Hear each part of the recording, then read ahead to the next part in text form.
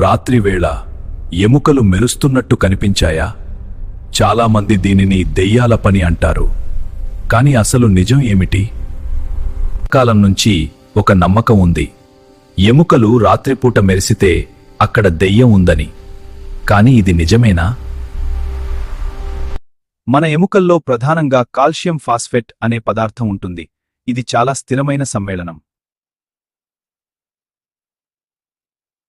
ఎముకల్లో calcium phosphate అనే పదార్థం ఉంటుంది. ఒక్కొక్కసారి బ్యాక్టీరియా కాల్షియం ఫాస్ఫేట్ ను కాల్షియం గాను ఫాస్ఫరస్ గా విచ్ఛిన్నం చేస్తుంది. ఈ ఫాస్ఫరస్ గాలిలోని ఆక్సిజన్ తో చర్య నొంది లైట్ ను రిలీజ్ చేస్తుంది. రసాయనిక చర్యలో శక్తి విడుదలవుతుంది. ఆ శక్తి వేడి కాకుండా నేరుగా వెలుతురుగా బయటపడుతుంది. రెండు రసాయన పదార్థాలు కలిసినప్పుడు వేడి లేకుండా నేరుగా కాంతి ఉత్పత్తి అవుతుంది. ఈ ప్రక్రియను రసాయన దీప్తి అంటారు. అగ్గి లేదు, కరెంట్ లేదు, అయినా వెలుగు వస్తోంది. ఇది మాంత్రికం కాదు, సైన్స్.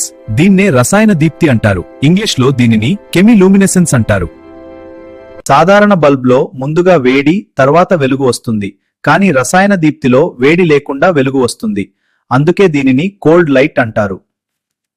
మినుగురు పురుగు వెలుగు కూడా రసాయనిక చర్య వల్లే వస్తుంది.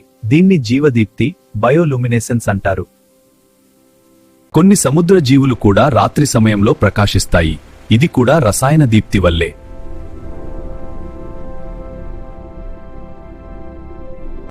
పార్టీల్లో ఉపయోగించే గ్లో స్టిక్ ఇదే సూత్రంతో పనిచేస్తుంది.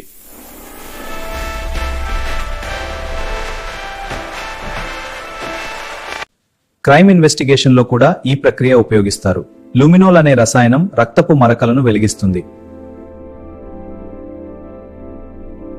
ఇలాంటి ఆసక్తికరమైన మిత్ వర్సెస్ సైన్స్ వీడియోల కోసం వెంటనే లైక్ చేయండి, షేర్ చేయండి, మా ఛానల్ ను సబ్స్క్రైబ్ చేయండి. బెల్ ఐకాన్ నొక్కడం మర్చిపోవద్దు.